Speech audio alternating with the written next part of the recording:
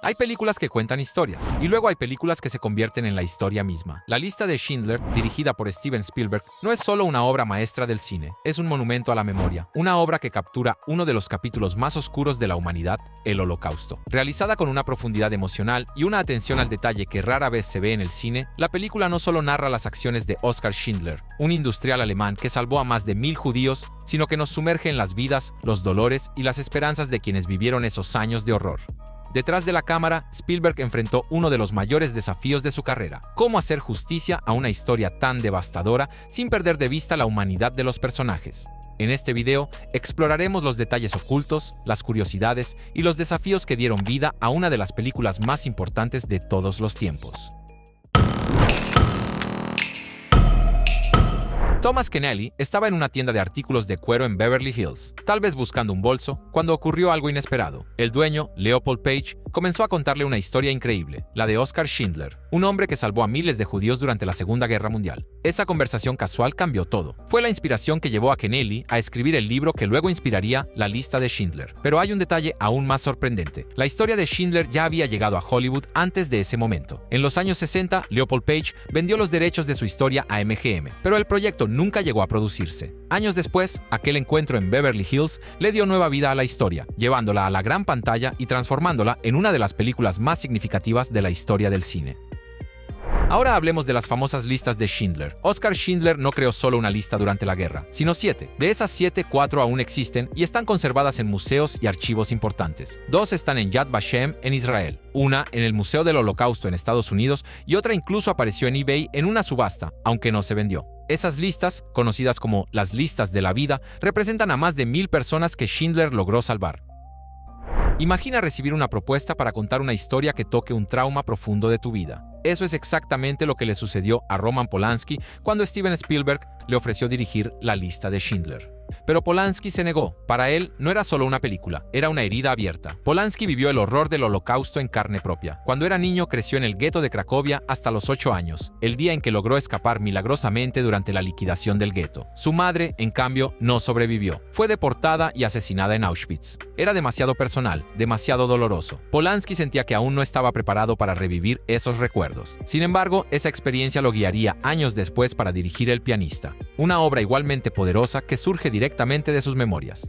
En cierto modo, Polanski rechazó la lista de Schindler para luego contar su propia historia a su manera. ¿Sabes quién fue el primero en hablarle a Steven Spielberg sobre Schindler? Sid Sheinberg, el presidente de MCA Universal y una figura paterna para Spielberg. Le dio una copia del libro de Thomas Keneally y le dijo: "Tienes que leer esta historia". Spielberg, sin embargo, al principio no estaba seguro de estar listo. No creía tener la experiencia adecuada para abordar un tema tan impactante como el Holocausto. Pero luego, tras reflexionar durante años, decidió comprometerse a realizar la película, cumpliendo la promesa hecha a Page.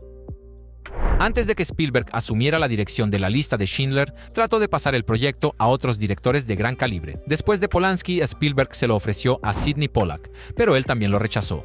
Finalmente, el proyecto pasó a Martin Scorsese, quien aceptó. Sin embargo, durante el rodaje de Hook, Spielberg tuvo una revelación. Era el momento adecuado para dirigir La lista de Schindler. Como compensación a Scorsese, le cedió los derechos de Cape Fear, que se convirtió en la siguiente película de Scorsese. Y aquí un gesto que demuestra cuánto significaba este proyecto para Spielberg. Renunció por completo a su salario por la realización de La lista de Schindler. Lo consideró dinero manchado debido al tema de la película. En cambio, utilizó los beneficios para fundar la USC Shoah Foundation, una organización que recopila y preserva los testimonios de los sobrevivientes del Holocausto, un gesto de gran respeto hacia la memoria de lo ocurrido. Antes de comenzar el rodaje, Spielberg se sumergió completamente en la historia. Decidió viajar a Polonia para ver con sus propios ojos los lugares reales del Holocausto. Visitó la casa de Oskar Schindler, la antigua sede de la Gestapo, y también la villa de Amon Goeth, el temido comandante del campo. Pero no se detuvo allí. También entrevistó a sobrevivientes del Holocausto, buscando comprender su dolor y experiencia para transmitirlo en la película. Esta investigación personal es lo que hizo que La lista de Schindler fuera tan auténtica y conmovedora. Realizar La lista de Schindler fue una experiencia emocionalmente devastadora para Steven Spielberg. El director sabía que la película tendría un impacto enorme, no solo en el público, sino también en quienes trabajaban detrás de cámaras. La tensión y la gravedad en el set eran palpables, día tras día. Para aliviar el ambiente, Spielberg llamó a un amigo especial, Robin Williams. A través de llamadas telefónicas, Williams contaba chistes y hacía sketches cómicos que se transmitían por altavoz al elenco y al equipo. Sus bromas eran tan graciosas que algunas terminaron incluyéndose en los diálogos de Aladdin que Williams estaba doblando en esa época. Pero eso no era todo. Spielberg también encontraba alivio viendo episodios de Seinfeld, una famosa comedia que contrastaba con la oscuridad de la historia que estaba narrando. Era su momento de respiro, una bocanada de aire para soportar la intensidad del rodaje. El casting de Oscar Schindler no fue un simple proceso de audiciones. Spielberg eligió a Liam Neeson por una razón especial, la amabilidad que mostró hacia su madre. Después de asistir a una obra de teatro en la que actuaba Neeson, Spielberg y su familia fueron a visitarlo al camerino. Durante el encuentro, la madre de Spielberg estaba visiblemente emocionada, y Neeson, de forma espontánea, la abrazó para consolarla. Ese gesto, simple pero genuino, despertó algo en Spielberg. En Neeson vio la misma humanidad y compasión que imaginaba en Schindler. Una semana después, le ofreció el papel. Realizar una película como La lista de Schindler no fue una tarea fácil para el estudio Universal. Una película en blanco y negro sobre la tragedia del Holocausto, con un presupuesto limitado, no parecía una apuesta rentable. Así que, antes de dar luz verde, le pidieron a Spielberg que dirigiera una película que garantizara éxito en taquilla. ¿Y sabes qué película aceptó hacer? Jurassic Park. Spielberg rodó el gran éxito de Verano Primero y tras asegurar un enorme éxito, se dedicó a su gran proyecto, La lista de Schindler. Dos películas completamente diferentes, pero ambas estrenadas el mismo año, 1993. Una combinación increíble. En la escena del desalojo del gueto de Cracovia, un hombre se detiene en el umbral de su casa para retirar una mezuzá, una pequeña caja que contiene pasajes de la Torá. Los judíos suelen fijarla en los marcos de las puertas como símbolo de la presencia divina. Ese gesto encierra un universo de dolor. Quitarla significaba dejar atrás para siempre un hogar que nunca volverían a llamar suyo. Cuando Oscar Schindler intenta salvar a Helen Hirsch, se enfrenta al brutal comandante Amon Goeth. Goeth inicialmente se niega a dejarla ir, pero Schindler lo desafía a un juego de cartas. La apuesta parece arriesgada. Si Goeth gana, recibirá una suma mayor de dinero. Si pierde, Schindler podrá llevarse a Helen. Sin embargo, al observar detenidamente, se puede notar un detalle genial. En ambos casos, Helen habría sido liberada. Esta escena no solo muestra la astucia de Schindler, sino también su capacidad para manipular a los nazis usando su avaricia en su contra. Durante el desalojo del gueto, Paul de Pfefferberg, uno de los judíos salvados por Schindler, se encuentra con una patrulla alemana. Para salvarse, improvisa un saludo militar tocando su frente con dos dedos. Este gesto, aparentemente casual, es en realidad el saludo oficial utilizado en el ejército polaco. Es un detalle auténtico que añade realismo a la escena, aunque los soldados alemanes no parecen reconocerlo ni impresionarse por ello. Moshe Beisky, uno de los hombres salvados por Schindler, tiene una historia extraordinaria. Durante la guerra fue falsificador de documentos, una habilidad que ayudó a salvar muchas vidas. Beisky aparece como el número 531 en la famosa lista. Después de la guerra, su destino lo llevó a convertirse en juez de la Corte Suprema de Israel, un símbolo de cómo la salvación que Schindler ofreció no solo impactó a las personas, sino también a la historia.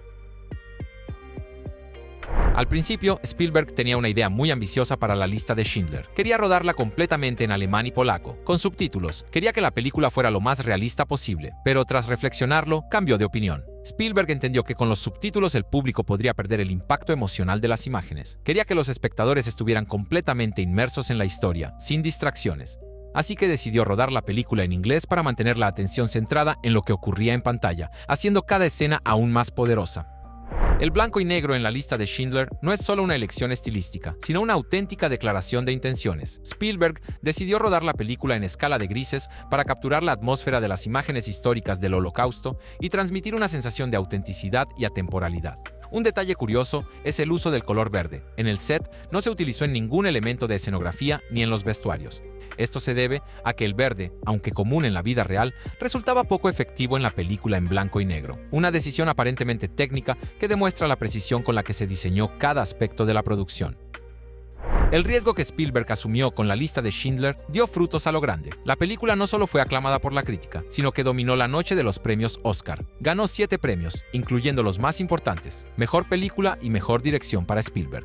Esto consagró a La lista de Schindler como una de las obras maestras más importantes en la historia del cine. Cada premio fue un reconocimiento a la sensibilidad y el compromiso con los que Spielberg narró una historia tan crucial. Uno de los símbolos más poderosos de la película es la niña del abrigo rojo. En la dramática escena de la liquidación del gueto, vemos esta figura inocente y vulnerable destacándose en medio del caos. Este personaje no es fruto de la imaginación de Spielberg, sino que se inspira en una verdadera sobreviviente del gueto de Cracovia, Roma Ligotka. Ella también era conocida por su abrigo rojo. Ligotka sobrevivió a la guerra y años después escribió un libro titulado La niña del abrigo rojo, contando su historia. Aquí hay un dato curioso. Spielberg pidió a Olivia Dabrowska y a sus padres que no vieran la película hasta que ella cumpliera 18 años, consciente del impacto emocional que podría tener. Pero Olivia, con solo 11 años, decidió verla, rompiendo la promesa. La reacción fue traumática. En una entrevista, Olivia contó que quedó profundamente afectada por las imágenes de violencia y horror. Durante años, se sintió abrumada por la idea de haber participado en algo tan oscuro, pero al crecer, reconoció la importancia de su papel y el mensaje de la película. Con el tiempo, se convirtió en una defensora activa de la memoria histórica, aceptando la responsabilidad de ser parte de una obra tan significativa.